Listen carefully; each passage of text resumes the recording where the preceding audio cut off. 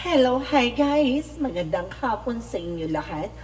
This is Shin Rodriguez from Mesagri Channel, a free healer o Zomatider. So ngayong hapon na to, tignan natin ang nagsasabihin sa'yo ng ating mga gabay. So this is Archangel Michael messages for the sign of Pisces. So Pisces, welcome to my channel.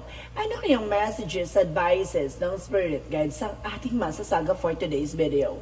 Kano naman kayang energy or kaganapan sa buhay ng mga Pisces ang ating mga hagilap? So guys, this reading is a general reading lamang, hindi lahat makaka-resonate. Kunin lamang po ang makaka-relate sa inyo and comment down below kung kaninong energy ang ating nasagap. And of course, don't forget to like and subscribe my channel and hit the notification bell for more videos update. And of course, maraming salamat po sa mga walang sawang pagsuporta sa aking channel. Lalong-lalo na yung hindi nag-skip ng ads na way pagpalain kayo ng Diyos at may kapal, siksik, tiglig na goma po na biyayang manabalik sa inyo. So guys, come on, umpisahan na natin ang laban at anong gusto sabihin sa iyo ng ating Archangel Michael messages.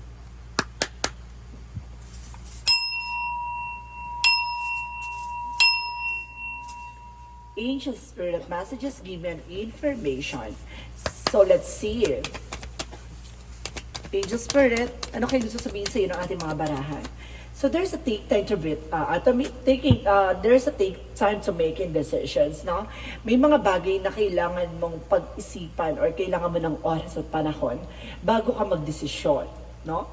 Para sinasabi dito ng ating Archangel na kailangan mo magmumni-muni or kailangan mo manigurado or kailangan mo ng oras at pagkakataon para ma-assure mo na yung magiging decision mo ay as final and of course, hindi ka magsisisi sa huli. And because you're on the right path, no?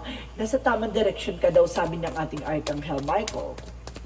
Let's see additional messages. And because there's an information with focus the one divine perfect health. So, ibig sabihin dito, kailangan mo mag-focus sa iyong health, no?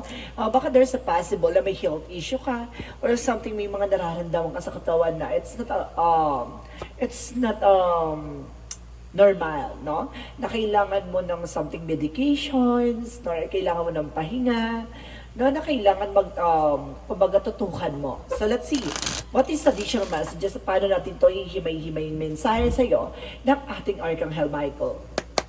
Angel Spirit, let's give me information. And because there's a Ten of Cups, happiness, no? Kumbaga magiging masaya ka ngayon dito, no? There's an happiness na makakamtan mo. And the Queen of Swords is a bigger picture, no? Titingnan mo yung magiging possibilities, no? Titingnan mo yung magiging outcome, no? Or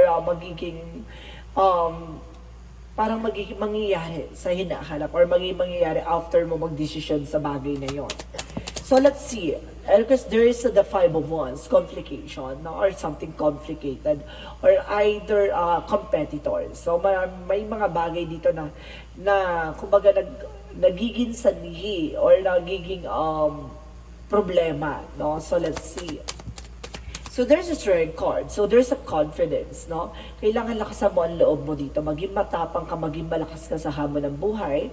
At kailangan lakasan mo ang loob mo, no?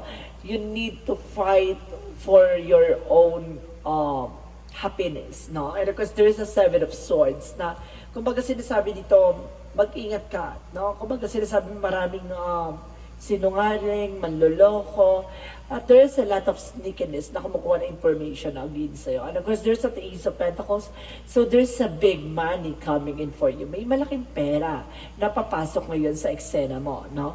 Baka magdala to ng kasaganahan, magandang bukas, or either malaking opportunity, no? It's a big money coming in. So let's see what is the Ten of Cups. Represent the Four of Cups. Re-evaluate or analyze. No? May mga ito kayo sinasabi na take your time to making decision, na kailangan mong pag-isipan, mag-obserba, napakiramdaman. And of course, let's see what is the Queen of Swords.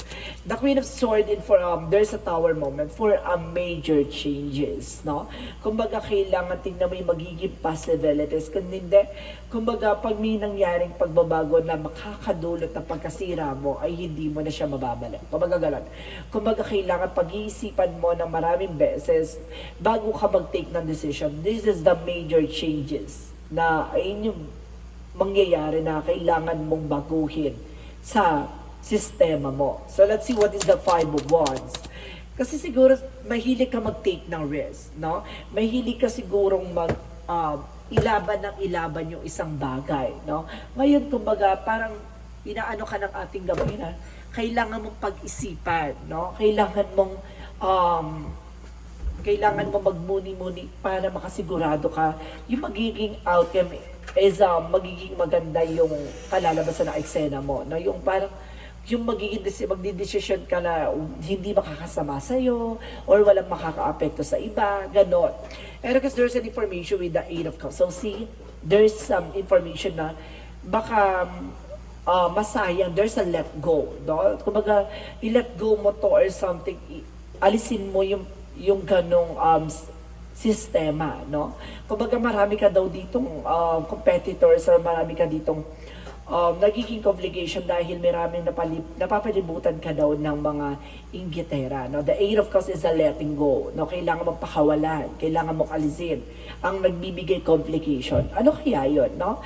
Baka it's an attitude or there's an information na parang baka kaya nagkakaroon ng komplikado or komplikasyon sa mga nangyayari sa'yo, even sa love life, career, kasi dahil sa ugali mo or dahil sa mga ginagawa mo. Na kumaga, masaktan ko masasaktan guys ha, pero sinasabi dito na baka yun yung nagiging complication na kailangan mo siguro may ayusin sa eksena mo, no? So let's see what is the Strength card. The Strength card represent the Hangman, no? So, ibig sabihin, there's something delays or cancellation. Or, kumbaga, like I said, na parang kailangan mong baguhin yung pananaw mo or perspective mo. There's a new perspective na kailangan mong i-enhance, no? At the same time, the Strength card is a confident, and of course, kumbaga, malakas, matapang, matibay, parang ganon.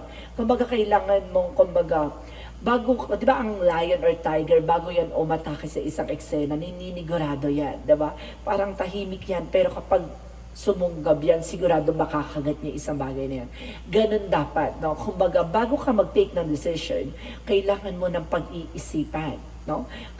Kahit yung mga salitang bibitawan mo, kailangan pag-iisipan mo para hindi ka makakasakit ng damdamin ng iba at kumbaga wala kang pagsisisihan sa huli, no? So let's see what is the Seven of Swords. So there's a Three of Cups. So see, kumbaga kaya siguro there's a lot of friends or there's a lot of people around you na nagsisinungaling behind your back kasi kumbaga backstab ka or kumbaga nagkakaroon ng third party that because of sa sarili mong kumbaga sarili mong attitudes, no? It's either, no? Kumbaga nagkakaroon ng self-sabotage siguro dito dahil kumbaga it's either naiinggit talaga sila sa'yo or either nasasaktan sila sa mga pinagsasabi mo or else kumbaga kailangan mo siguro no resilience, no?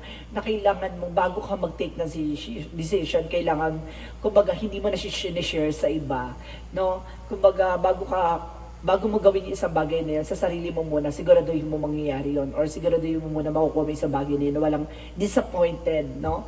Or disappointment, no? At sinasabi sa'yo dito na parang pag-iisipan mo na marami beses. Because the Page of Cups is listen to your intuition. So, ang Pisces na kasi napakataas ng intuitions yan. And of course, something visions. Na kapag kinabahan yan, iba ang nararamdaman talaga yan.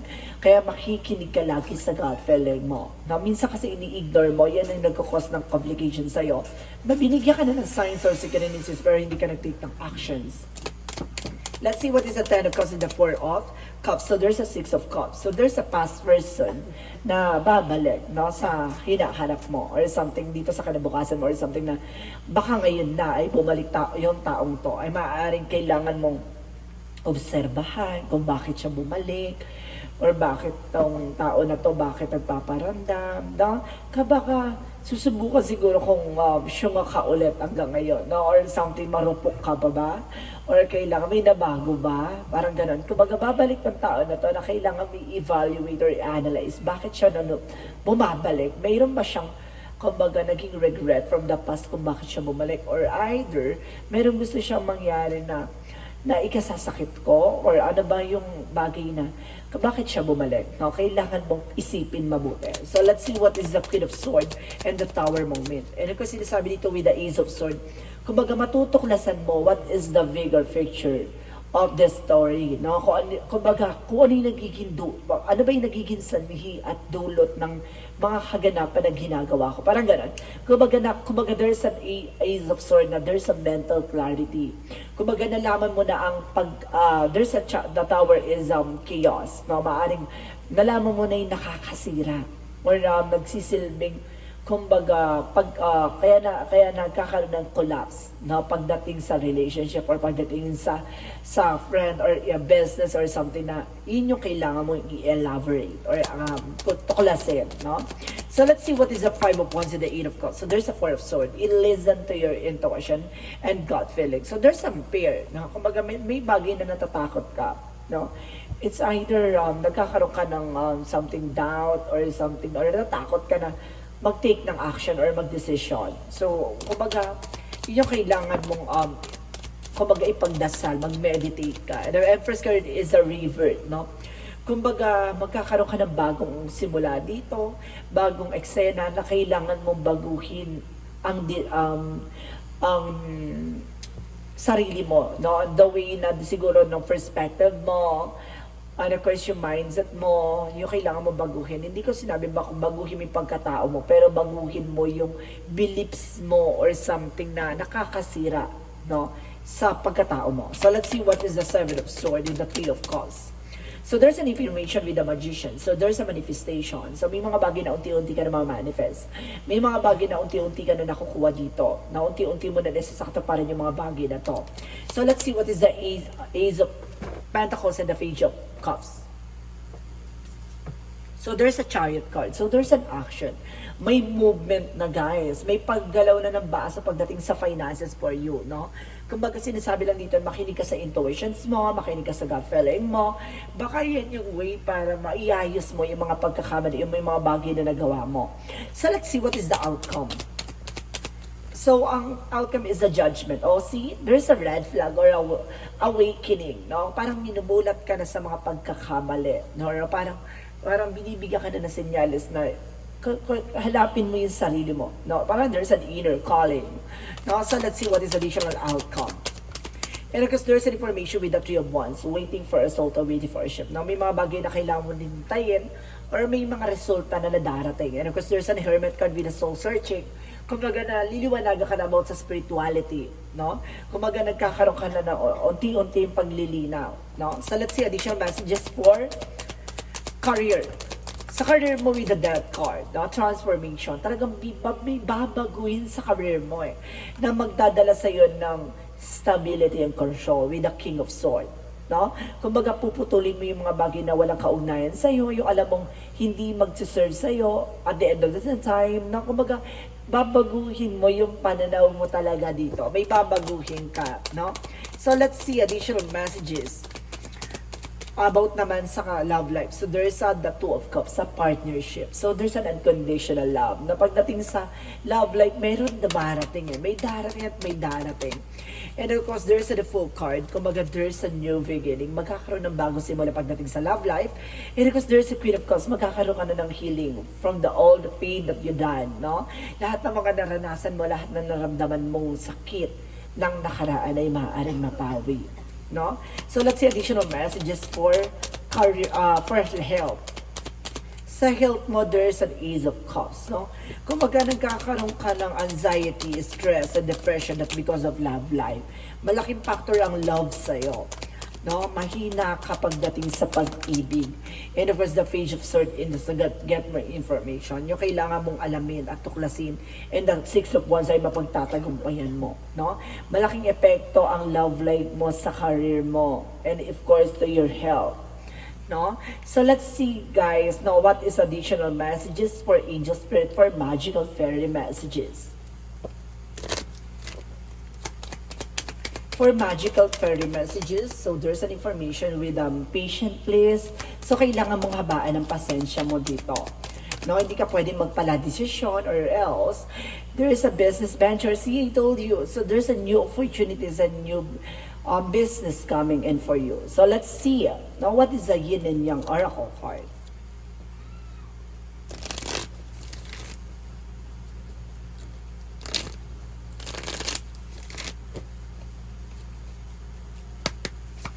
What is the yin and yang oracle card represent for you? Is the past lack suffering. So, maaaring nagsasuffer ka ngayon sa mga nakaraang kabiguan mo. And of course, there is a contract, career, and commitments. So, yun nga, no, parang until ngayon, kumbaga, nandun ka pa sa situation ng, kumbaga, nasasaktan, no, sa nakaraan. At the same time, kumbaga, dahil sa, kumbaga, binigay yung invest mo, no. At the same time, there's an information with the assistance and spirit guides, no. Ito yung sinasabi ko before na ginagabayan ka ng ating angel spirit, pero ini-ignore mo. So, yung mga paalala nila. Additional messages.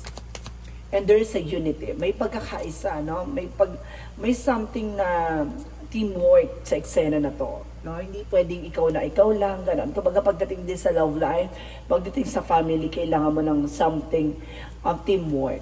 So let's see additional messages for angels messages.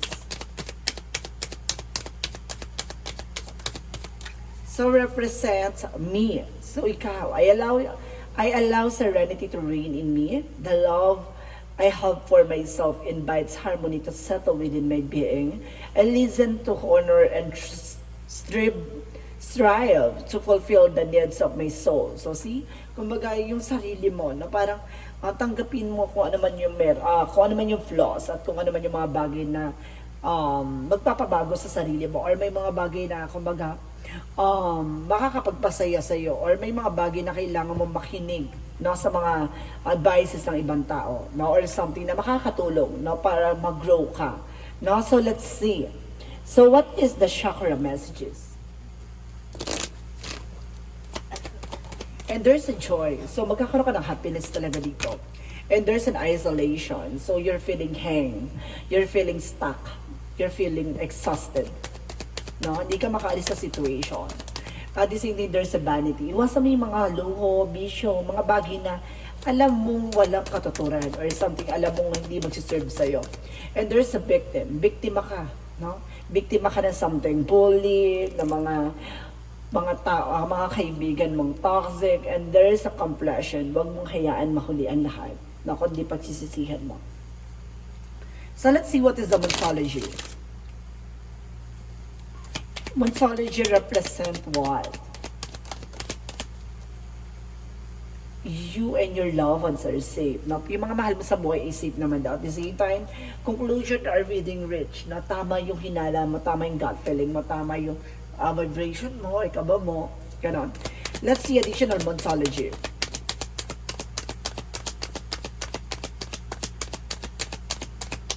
Okay, well, nothing. So let's see what is additional messages for angel spirit guides.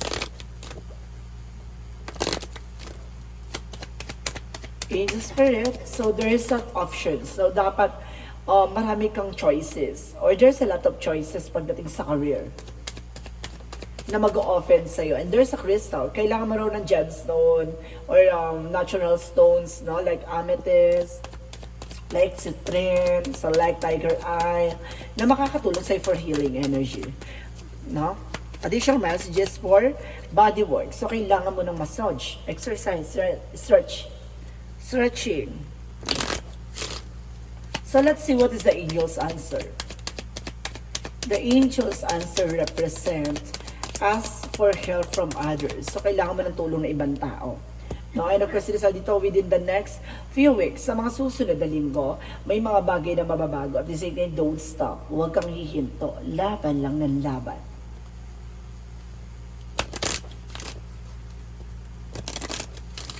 So let's see additional messages.